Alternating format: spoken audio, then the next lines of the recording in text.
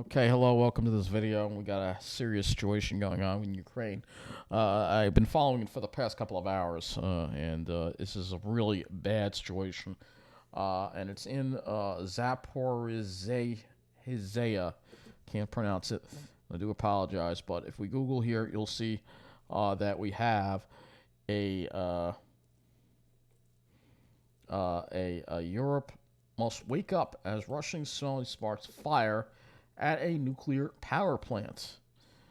Now, fortunately, it does not appear the plant has been damaged, but this is the largest plant in Europe. No change in radiation levels registered as Zaporizhzhia power station as IAEA calls for ceasefire and warns of severe dangers if reactors are hit. So, fire broke out at Ukraine's Zaporizhzhia nuclear power plant, the largest of its kind in Europe, after shelling from Russian forces prompted widespread concern about the safety of Ukraine's atomic infrastructure. And this is something I was worried about. Obviously, I thought he would go more after the substations, that Russia is going to try to shut down the power in Ukraine.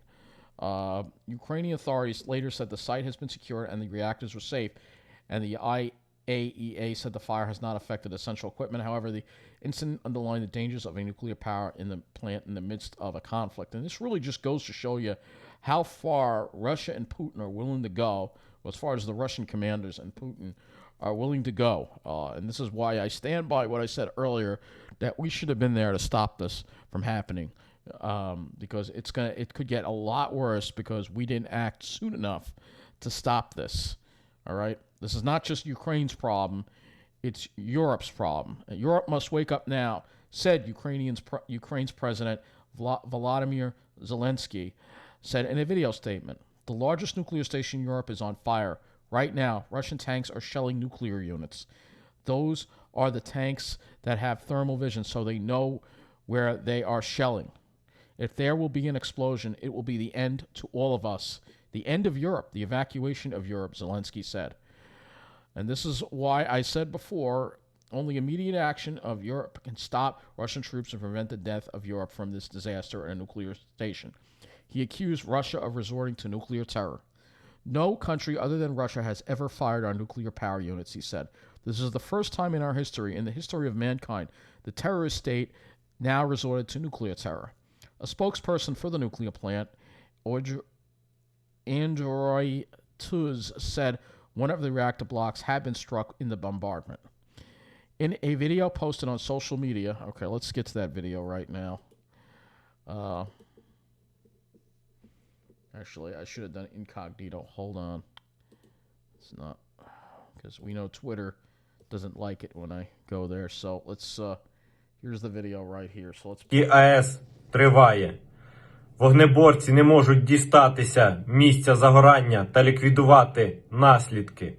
Розстрілюють впритул. Вже є попадання в перший енергоблок. So, this is all in Ukrainian, but if there's a meltdown, that is an effective attack. How could not NATO not act? They really, I'm sorry, but we need to be sending in the military. United States needs to set up a no-fly zone over Ukraine. Because this, everybody's worried about things escalating. Well, things are escalating because we haven't done anything. All right? The sanctions are clearly not working. So it says So what he says in the video, he says firefighters can't access the site and extinguish the fire because of heavy shelling. The first energy unit has already been hit. Stop, he says. The foreign minister, Dmitry Kulybya, said the Russian army was firing on the plant from all sides. Fire has already broke out, he tweeted. A video feed from the plant, verified by Reuters, showed shelling and smoke rising near a building at the plant compound. The state-run atomic energy agency, Energotacom, later confirmed that one reactor block was hit by shelling, but did not appear that there was anywhere the fire had broken out, according to experts. Ukrainian emergency services later said the fire had been in a training building outside the plant's perimeter. So, luckily they didn't hit the plant, but it's still very concerning. The International Atomic Energy Agency, IAEA, said shortly before 4 a.m. Ukraine time that had been informed by the Ukrainian nuclear regulator there was no change in radiation levels at the plant. The agency said its Director General, Rafael Grossi, appealed for a ceasefire and warned of severe danger if the reactors were hit. Joe Biden called the Ukrainian President Volodymyr Zelensky at about 3:40 Kiev time. According to the White House, Zelensky updated the U.S. President on the incident, and the two leaders urged Russia to cease its military activities in the area and allow firefighters and emergency responders to access the site. British Prime Minister Boris Johnson also spoke with Zelensky after the news broke about the fire. A Downing Street spokesman called the situation gravely concerning. The Prime Minister said the reckless actions of President Putin could now directly threaten the safety of all of Europe. He said the UK would do everything it could to ensure the situation does not deteriorate further. The Prime Minister said he would be seeking an emergency UN Security Council meeting in the coming hours, and the UK would raise this issue immediately with Russia and close partners. Both leaders have agreed a ceasefire was crucial. A live video feed from the plant in the early hours of Friday morning showed a building on fire and smoke blowing across a parking lot. The confinement chambers of a nuclear reactor are built to withstand heavy impact and even bombing, while the VVER pressurized water reactor itself is designed to shut down in an emergency. VVER reactors are considered much safer than the type of the reactor that blew up in Chernobyl in 1986. But nuclear safety experts warn that any interruption to the power supply that affects the cooling system could start a chain reaction events that could lead to a disaster, as could a direct hit on the spent fuel pools, which are not not as well protected as the reactors. If the building is not damaged and the reactors entered safe shutdown and have secondary or tertiary cooling systems, then there should be little risk. If those conditions are not met, there is significant risk. John Wolfsthal, a former senior director for arms control and nonproliferation at the Nuclear Security Council. The Zaporizhzhia plant in southeastern Ukraine, which houses 6 of the country's 15 nuclear reactors, as well as the neighboring town of Energodar, have been surrounded by Russian troops since the beginning of the week. Crowds of local people had stood in the road leading up to the plant, forming a human barrier to stop the invading force. The mayor of Energodar, Dmitry Orlov, said on Friday morning that Russian shelling had caused the fire and posted a video calling on Russian forces to stop the bombardment, saying it could trigger a disaster with effects far beyond Ukraine.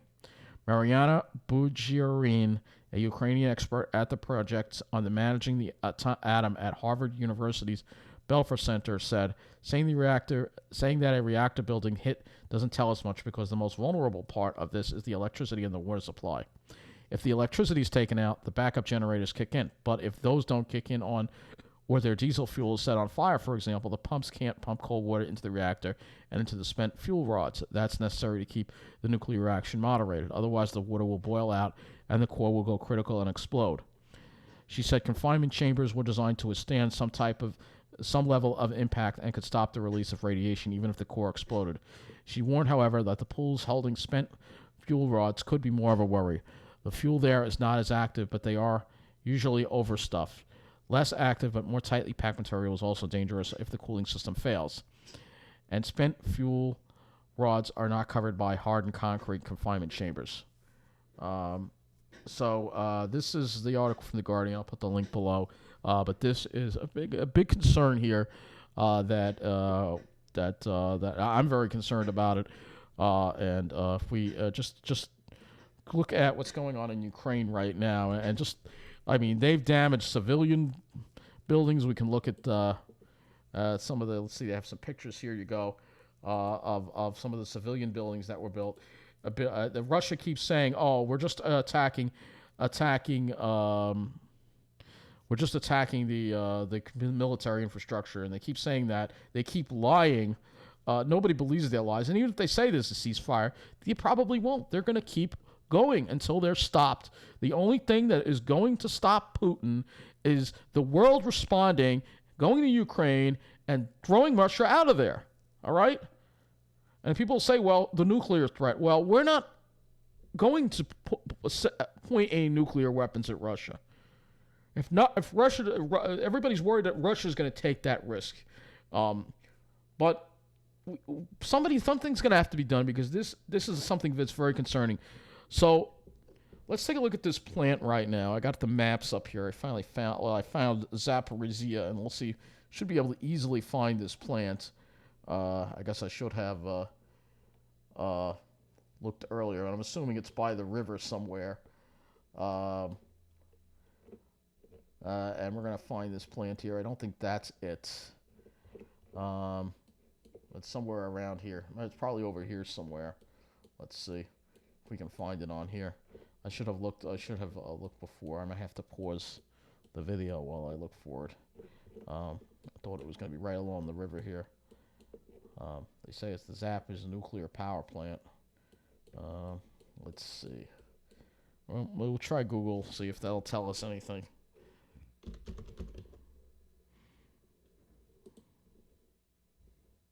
All right. I guess it's over here. This is probably it. Okay, so it's not really near the city, obviously. I guess, but this is it right here. So this is where they hit. I'm thinking this is probably where it is, right here. All right. This is a very large. You can see how many reactors they have. Good for Ukraine to have a lot of nuclear power. Unfortunately, a lot of Europe is closing down the nuclear power plants, which makes us rely on fossil fuels, which is not good. But again, this is the plant. You can see it's very well secured. Not really going to be any pictures inside of it, obviously. Actually, they do have some pictures, so we can look and see what it looks like from outside here. Very impressive facility. Can't really see much from here, but it's right over here. So, I mean, maybe they meant to go after a substation. I don't know, but still, if you take the power grid out, then you're putting all these plants at risk, and that's a problem too. See, I think that's some of the power lines I see, some of the feeder lines that come off of it here. Yeah, very concerning, and it's just another reason why I feel that we should have look at it here. We should have been there to stop this from happening, because it's causing a tremendous damage already. Putin doesn't care. Putin should have been stopped. Zelensky wanted the West to help. He wanted help, and we didn't help them. The sanctions aren't doing enough. We need to be sending in NATO. We need to be sending in the U.S. military, the forces of the world. Here we have an evil force, a force of evil, Vladimir Putin, just trying to beat Ukraine into submission. And the world just looks on. Oh, we'll do sanctions. No, we need more than that. Everybody's afraid of nuclear war, but the fact is that this plant winds up blowing up, it's going to be like setting off a nuclear bomb. All right, so I know plants don't blow up like a nuclear bomb, but the amount of radiation that it would create would be. And again, if we were there, if we sent in forces to stop Russia from coming into Ukraine, this wouldn't have happened. And if Vladimir Putin said, "Well, I'm gonna point a nuke at you," I don't think he'd be dumb enough to say that. Then again, maybe he would be. He's worse than Kim Jong-un right now. So this is a look at the plant. Look at that substation. I'm worried they're going to attack the substation. Oddly enough, I don't see a whole lot of power feeder lines coming out of here. Here's one. Let's see. We can see what these look like. No, it doesn't show it. You can sort of see from here. Should be able to see. Look at all those fat feeders there. Unfortunately, the street view doesn't go any further. We're lucky we even have street views. You can see all the power lines. Let's see, maybe we get another view over here. No street view. And we'll just hide this down here. But you get an idea. All right. I mean, you get an idea of what's going on here.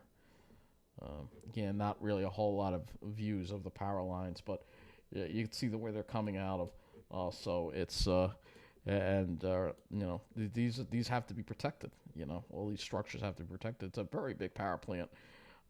It's one of the biggest in Europe. I don't know why they call it the Zaporizhzhia when it's really in that other city we were reading, or Daha, or whatever the heck it's called. It's an impressive power plant, and we're all very concerned about it. That is for sure. And again, Vladimir Putin does not care. He does not care. Fire breaks out. So this is the other article on this. So here's a video. Today I'm able to stay in my home because of home care. This. It gives me my life, my freedom. And can we mute right this commercial, please? So there actually is a video for it. So we'll watch this video here. It's going to kind of show, I think, the attack. But this is war. Basically, what I'm trying to say is things are reaching really critical levels, and I feel it's gotten out of hand. If we acted sooner and sent in the everybody, you can't afford to have a this nuclear happen. power station in Ukraine. Video shows flames and smoke engulfing the Zaporizhia power plant. Ukrainian officials say shelling on the plant began early Friday morning local time. President Zelensky called on the global community to put pressure on Vladimir Putin to end the attack. The nuclear station is the largest of its kind in Europe. It's responsible for 25% of Ukraine's power generation. Despite the facility coming under fire, the White House says there's no indication of elevated radiation levels. A week into its invasion, Russia's military has increased its attacks on cities and civilians across Ukraine. Moscow says it has also captured Kherson, a port city in southern Ukraine. At least 33 people were killed in airstrikes Thursday in Chernihiv, Ukraine. That's a residential area home to more than 285,000 people. Officials say 2 schools were hit in the attack, as well as private buildings. Ukrainian officials say more than 2,000 civilians were killed over the last week. Russia, meanwhile, says almost 500 of its troops have died. The United Nations reports 1 million people have fled Ukraine. For more on all of this, I want to bring in CBS News foreign correspondent Ian Lee and CBS News senior White House correspondent Weijia Jiang. Thank you both so much for joining us tonight. Ian, I want to start with you. What more can you tell us about what is happening at this power plant? Nikki, this is one of the most frightening developments, not only for Ukraine, but for all of Europe. A fire has broken out at Europe's largest nuclear power plant, according to a local official. Earlier this evening, the area had come under heavy shelling by Russian troops. Ukraine's Atomic Energy Ministry says firefighters couldn't reach the blaze because they were being shot at point-blank range. The situation is now believed to be under control, but the UN's nuclear watchdog is calling for workers to be left alone and for the firefighters and the fighting around the area to stop. This power plant provides 25% of the country's electricity, and Ukrainian officials predict a nuclear disaster here has the potential to be 10 times worse than the one at Chernobyl. President Biden has also spoken with President Zelensky about the situation at the facility, while U.S. officials say they're monitoring the situation and trying to figure it out. So far, and this is the good news, there hasn't been any reported changes in the radiation levels, Nikki. We'll take any good news on this for sure. And if you can just give us a little bit of context about Zaporizhia, what the area is like, civilians that may live on that, anything you can give a little context about its role. I'm not going to play this anymore, but this is just a horrible situation. The fact that Russia is willing to go to these lengths, again, shows why I said all along is that we should have done more. All right, maybe we didn't need to send in troops. Maybe all right, but you know what? We should have sent them more weapons. All right, they should have had more surface-to-air missiles to stop the Russian jets from coming in. They should have had more. I don't know how you destroy tanks, but whatever weapons you can use to destroy tanks, they should have gotten more help. We knew this was coming for at least a couple of weeks. And to just sit by and watch, and we're continuing to sit by and watch, is completely unacceptable. It really is. It really is. It is completely unacceptable. We cannot just sit by and watch this happen. We have to stop it. All right? Because, again, this plant is important. It is not only a risk that if something were to happen, but if it's knocked offline, it could force the Ukrainian power grid into a blackout, which is exactly what the Russians want to do. They want to turn off the power in Ukraine. That's what they want to do.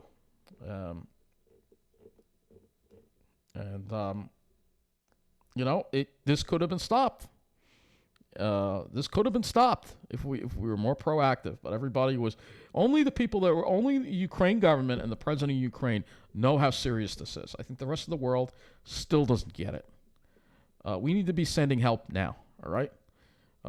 This is going. We cannot afford to have. We cannot even take any chances with these nuclear power plants. Now that Russia has shown that they don't care about that, I say we have nothing to lose by going in there and getting Russia out of there. All right, that's the way I feel about it. Because Putin also has nothing to lose, and the consequences of letting Putin continue this war are unthinkable. And again, my prayers for everybody in Ukraine. This is a horrible thing going on in their country. The civilians are fleeing for their lives.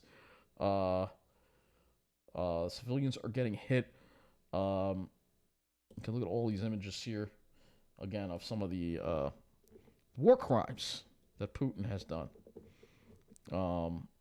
It is unbelievable what has happened. And people are saying no war. No war. They don't want a war. They don't want a war, but they're being forced to fight because the rest of the world is just letting this happen. Putin doesn't care about sanctions. Sanctions aren't doing anything to him. The only thing that's going to stop Putin is force. And the rest of the world needs to act now. I'm sounding like President Zelensky, but the rest of the world needs to act now. Right? This guy's a monster here, Putin. He's a monster. All right? He's almost looking, Kim Jong-un looks sane right now. That's how bad it is. All right?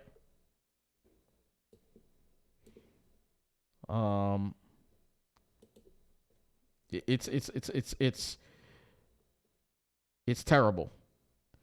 It really is. But fortunately, they say it is secure, but it does generate 20% of its electricity. So a disturbing new development that I figured I would share with you that I'm going to continue to follow. And please, people of the world, the countries of the world, you must get involved and stop Putin now.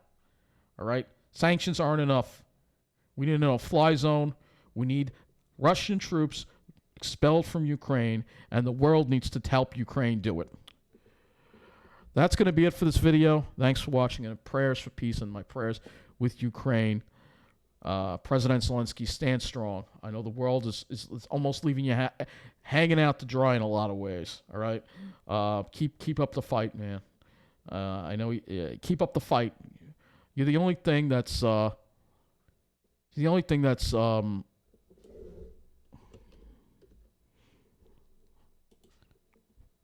President Zelensky is the only one that's trying to stop Putin right now. All right? He's the only one that's trying to stop him. All right?